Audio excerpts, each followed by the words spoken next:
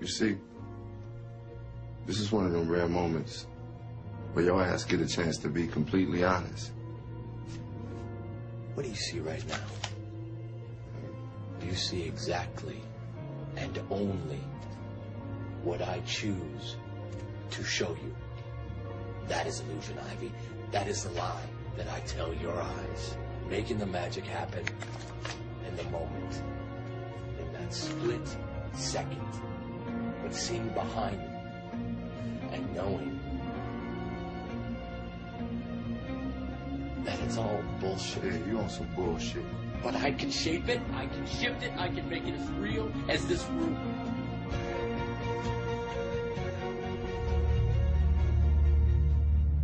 Our Prophet, Allah's blessings be upon him, has described the world of the Antichrist as one in which appearance and reality are completely opposite to each other.